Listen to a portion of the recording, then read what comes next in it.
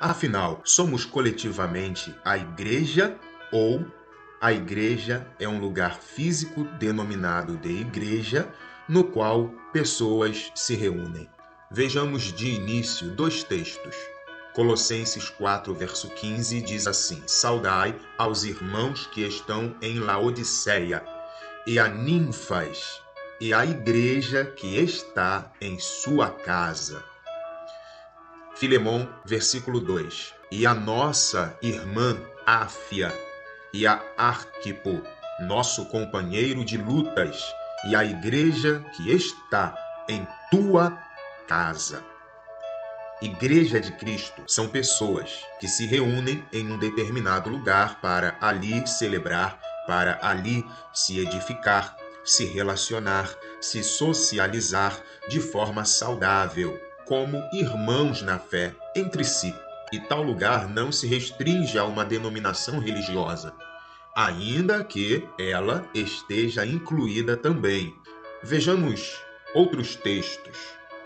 Gálatas, capítulo 1, versículo 13, diz assim: Pois já ouvistes qual foi outrora o meu procedimento no judaísmo, como sobremaneira perseguia a igreja de Deus e a assolava.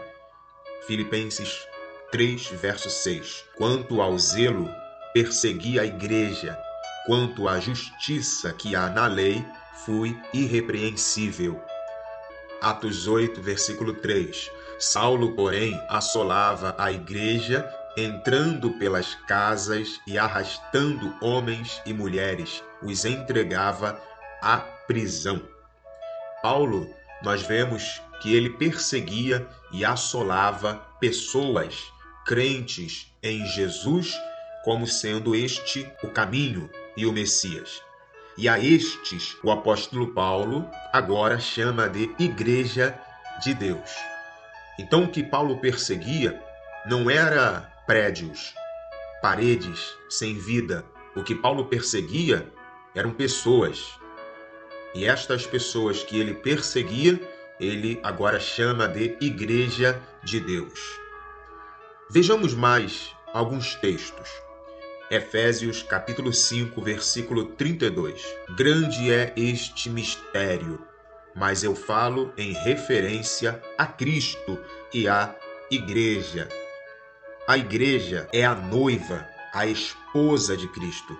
E certamente a noiva de Cristo não é um prédio de tijolos ou de madeira, e sim, na verdade, um povo ligado por um mesmo Espírito, a saber, o Espírito Santo de Deus. Colossenses, capítulo 1, verso 18. Também ele é a cabeça do corpo, da igreja. É o princípio, o primogênito dentre os mortos, para que em tudo tenha a preeminência. A igreja é o corpo de Cristo. E o corpo de Cristo não é um prédio sem vida em si mesmo, mas sim uma multidão de pessoas de todos os povos, de todas as nações e línguas, ligados entre si por meio do Espírito Santo de Deus, que receberam ao crerem verdadeiramente em Deus e em Cristo. 1 Timóteo capítulo 3, versículo 5. Pois, se alguém não sabe governar a sua própria casa, como cuidará da igreja de Deus? Cuidar da igreja de Deus não é cuidar de um prédio religioso em si, mas cuidar de pessoas que, unidas pelo Espírito de Deus, não importa a distância que estejam uns dos outros, não importa o continente em que estejam, estas pessoas formam a Igreja Corpo de Cristo na terra. Mateus capítulo 16, versículo 18. Pois também eu te digo que tu és Pedro, e sobre esta pedra edificarei a minha igreja, e as portas do Hades não prevalecerão contra ela. Não é contra um lugar em si que as portas do inferno não prevalecerão, e sim, na verdade, contra um grupo de pessoas dentre todas as nações da terra, Pessoas estas que creem em Deus e no seu enviado, em Cristo, no Senhor Jesus, que por terem se tornado casa de Deus, são habitação do Espírito Santo. Nós nos tornamos casa, ou seja, nós compomos uma única casa. Somos pedras vivas nesta edificação espiritual e somos habitados pelo Espírito Santo. É contra estes e não contra um lugar em si que as portas do inferno não prevalecerão. Mateus capítulo 18, versículo 17. Se recusar ouvi-lo, dize-o à igreja, e se também recusar ouvir a igreja, considera-o como gentio e publicano. Dizer à igreja não significa dizer para as paredes ou para o lugar em si, e sim dizer para as pessoas reunidas em tal lugar que não se restringe a uma denominação religiosa, ainda que esta esteja também incluída. Que isso fique bem claro. Atos capítulo 5, versículo 11. Sobreveio grande temor a toda a igreja e a todos os que ouviram estas coisas. Um prédio em si não precisa de temor a Deus, mas pessoas sim. Logo, o temor sobreveio a todas aquelas pessoas que naquela época compunham a igreja de Cristo. Atos capítulo 8, versículo 1. Naquele dia levantou-se grande perseguição contra a igreja que estava em Jerusalém, e todos, exceto os apóstolos, foram dispersos pelas regiões da Judéia e da Samaria. Não se perseguia um prédio estrutural físico em si, na época dos apóstolos. Se perseguia pessoas. Estas pessoas, sim, eram a igreja de Cristo, a igreja perseguida, um grupo de crentes ligados entre si, formando uma única casa de Deus, para Deus, pelo Espírito de Deus, com o qual passam ou passaram a ser habitados. Atos capítulo 11, versículo 22. Chegou a notícia destas coisas aos ouvidos da igreja em Jerusalém. Atos 11, verso 22. Chegou a notícia destas coisas aos ouvidos da igreja em Jerusalém, e enviaram Barnabé a Antioquia. Paredes em si não têm ouvidos. Logo, a igreja que tem ouvidos não é um prédio físico, mas sim pessoas que são, coletivamente falando, a casa de Deus, o edifício de Deus, habitação do Espírito de Deus. Atos capítulo 12, versículo 5. Pedro, pois, estava guardado na prisão, mas a igreja orava com insistência a Deus por ele. Paredes em si não têm boca e nem oram. Logo, quem abria a boca e orava não era um prédio físico em si, mas pessoas que compunham a Igreja de Cristo, que se trata de um organismo vivo, formado por pessoas ligadas entre si pelo Espírito Santo de Deus, com o qual foram preenchidos, e ligadas a Cristo, que é a cabeça deste corpo. Atos capítulo 14, verso 27. Quando chegaram e reuniram a igreja, relataram tudo quanto Deus fizera por meio deles e como abrira aos gentios a porta da fé.